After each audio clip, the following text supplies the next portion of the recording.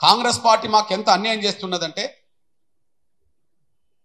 ఇక్కడ 3 లోక్సభ స్థానాలు 3 ఇవ్వకపోవడమే కాకుండా ఒకటి ఆంధ్రప్రదేశ్లో 4 ఎస్సీ రిజర్వేషన్ స్థానాలు ఇక్కడేమో గెలుపుకు దగ్గరన అవకాశాలు అక్కడ గెలవకపోయినా కూడా ఓటు సమీకరించుకునే అవకాశాలు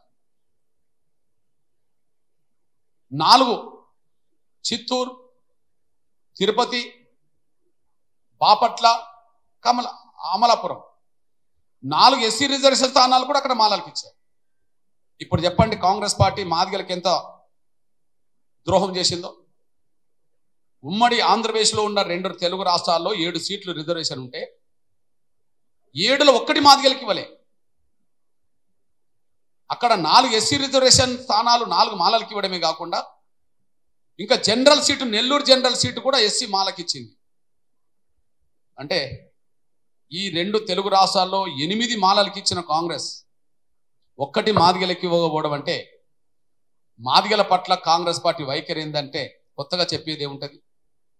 7 రిజర్వేషన్ 1 జనరల్ స్థానం వాళ్ళకి ఇచ్చింది, 1 మాదిగలకి ఇవ్వలేదు. ఇట్లాంటి పరిస్థితిలో కాంగ్రెస్ పార్టీకి మాదిగలు ఎందుకు దూరం అవుతారో అర్థం చేసుకుంటే, బీజేపీకి మాదిగలు ఎందుకు దగ్గర కావాల్సి వస్తుందో అర్థం చేసుకుంటే, వర్గీకరణ చేయడానికి అవకాశం వచ్చింది బీజేపీకే, చేస్తామని గతంలో మోసం చేసింది కాంగ్రెసే. అంతో ఇంతో మాదిగల పట్ల సీట్లు పెంచే ప్రయత్నం చేస్తున్నది బీజేపీ, మాదిగలకు కాంగ్రెస్ పార్టీ వెన్నుకు పోటు పడుతున్నది కళ్ళ ముందు కనిపిస్తున్నది. అందువల్ల ఈ నేపథ్యంలోనే రేవంత్ రెడ్డి గారు పిసిసి అధ్యక్షుడిగా ముఖ్యమంత్రిగా ఉన్న ఈ సమయంలోనే వర్గీకరణ ప్రక్రియ కేంద్రంలో ముందుకు రాబోతున్న సమయంలోనే ఒక్క పార్లమెంట్ మెంబర్ కూడా మాదిగలకు లేకుండా చేయడంలో, అది మాలలతో కుమ్మక్కు కావడం వల్లనే మాదిగలను ఈ స్థాయిలో అణగదొక్కే ప్రయత్నం చేసిండు అనడానికి సాక్ష్యం. దీనికి మూల్యం కాంగ్రెస్ రేవంత్ రెడ్డి గారు కూడా చెల్లించుకుంటారు. రాబోయే రోజుల్లో కాంగ్రెస్ పార్టీ పద్ధతి మారకపోతే, రేవంత్ రెడ్డి గారి పద్ధతి మారకపోతే, రేవంత్ రెడ్డి గారు ఉండడు ముఖ్యమంత్రి హోదాలో, కాంగ్రెస్ పార్టీ మరింత దిగజారిపోతుంది. తమిళనాడులో ఏ పరిస్థితి వచ్చిందో, ఆంధ్రప్రదేశ్లో ఏ పరిస్థితి ఉన్నదో అదే పరిస్థితి భవిష్యత్తులో మాదిగల్ని తెలంగాణలో బీసీలను దూరం చేసుకుంటే, ఎస్సీ రిజర్వేషన్ స్థానాలన్నీ మాలలు కేటాయించి మాదిగలకు ద్రోహం చేస్తే, జనరల్ స్థానాలన్నీ బీసీలకు ద్రోహం చేసి రెడ్లకు పెద్దపీట ఎత్తే, బీసీలు మెజార్టీ 50% ఉన్న బీసీలు కాంగ్రెస్ దూరమైనాక, దళితుల్లో మెజార్టీ మాదిగలు కాంగ్రెస్ దూరమైనాక భవిష్యత్తులో కాంగ్రెస్ పార్టీ ఆంధ్రప్రదేశ్ తమిళనాడు పరిస్థితే కొని తెచ్చుకుంటుంది. అది రేవంత్ రెడ్డి గారి కులతత్వం వల్ల, మాలలతో కుమ్మక్కు కావడం వల్ల, ఆయన కులతత్వం వల్ల రెడ్డోలకు సీట్లు ఎక్కువ ఇప్పించుకున్నాడు. ఆయన కుమ్మక్కు కావడం వల్ల, మాలలతో కుమ్మక్కు కావడం వల్ల మాదిగలకు ద్రోహం చేసింది. అంటే తెలంగాణలో ఎస్సీలో మెజార్టీ మాదిగలకు ద్రోహం చేసి, తెలంగాణలో 50% బీసీలకు అన్యాయం చేసి కాంగ్రెస్ పార్టీని ఇక్కడ నిలబెట్టుకుంటాం ముందుకు తీసుకెళ్తామనుకుంటే, మరి 6 నెలలు తిరగక ముందే 21% ఓటు కాంగ్రెస్కి ఎందుకు పెరిగిందో, బీజేపీకి ఎందుకు పెరిగిందో, మరి ఆ స్థాయిలో కాంగ్రెస్ పార్టీ ఎందుకు వెనుకబడిపోయిందో దాన్ని అధిష్టానం ఇప్పటికైనా గుర్తిస్తే, రేవంత్ రెడ్డి గారే దీన్ని కారకుడు అనే విషయం మేము స్టేట్మెంట్ ఇక్కడ ఇవ్వడం ద్వారా, వాళ్ళు ఇంటర్నల్ సమీక్ష చేసుకుంటే గదే కనిపించాలి.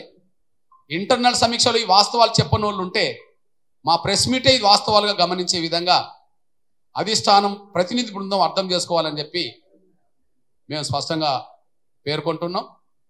అదే సమయంలో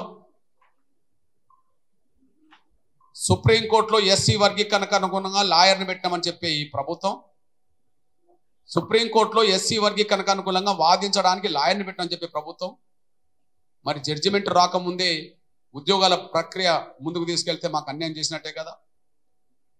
ఎస్సీ వర్గీకరణకు అనుగుణంగా లాయర్ని పెట్టిందని చెప్పి మీరే, మరి తీర్పు రాకముందే నోటిఫికేషన్లు ఇవ్వడం అంటే, ఉద్యోగాల ప్రక్రియ విషయంలో నోటిఫికేషన్లు ఇస్తామని ప్రకటన చేయడం అంటే మాకు అన్యాయం చేసినట్టే కదా. కాబట్టి ఎస్సీల విషయంలో 2 జరగాలి. ఎస్సీ వర్గీకరణ జరిగేంత వరకు, ఎస్సీ రిజర్వేషన్లు 15 నుంచి 18% పెరిగేంత వరకు ఖచ్చితంగా ఎస్సీ ఉద్యోగ నియామకాలు చేపట్టద్దు. మరొక వైపు ఎస్టీలై 10% నుంచి 12% రిజర్వేషన్ పెంచేంత వరకు ఎట్టి పరిస్థితుల్లో నియామకాలు ఎస్టీలు చేపట్టద్దు. కులగణన అనేది 6 నెలల సమయం తీసుకోవడం కాదు, 6 రోజుల్లో పూర్తి చేయవచ్చు. మేము సూటిగా చెప్తున్నాం, సమగ్ర సర్వే ఒక రోజుల్లో కేసీఆర్ పూర్తి చేసినప్పుడు, సమగ్ర సర్వే నివేదికలు కూడా ప్రభుత్వం దగ్గర ఉన్నప్పుడు, ఆ సమగ్ర సర్వే ప్రకారమే బీసీల జనాభా ఏందో, బీసీల ఉపకులాల జనాభా ఏందో, అలా సామాజిక ఆర్థిక విద్యా వెనుకబాటులో ఎంత ఉన్నారో ఆ సమగ్ర సర్వేలే ఉన్నది. కాబట్టి మళ్ళా కొత్తగా కులగణన అనేది పెట్టి నెలల తరబడి జాప్యం చేసి వాళ్లకు స్థానిక సంస్థల రిజర్వేషన్లు ఎగ్గొట్టే కుట్ర చేయడం అనేది, లేదా బీసీ రిజర్వేషన్ల శాతం 50% పెంచే విషయం జాప్యం చేయడం అనేది మేము అంగీకరించాం. ఈ విషయంలో మా బీసీ సంఘాల ఆవేదనతో, మా బీసీ కులాల ఆవేదనతో మేము అందులో భాగస్వాములు అవుతాం, మేము పంచుకుంటాం. మా బీసీ సంఘాలన్నిటితో మేము కలిసి పనిచేస్తాం.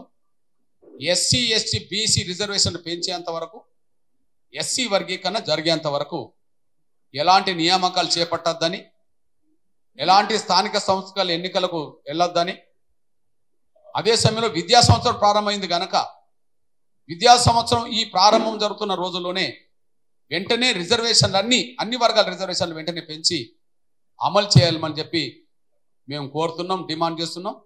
ఈ విషయంలో నేను గత కొంతకాలంగా ఢిల్లీ చుట్టుపక్కల రాష్ట్రాలు ఉండడం వల్ల వాస్తవానికి రాత్రే రావడం జరిగింది.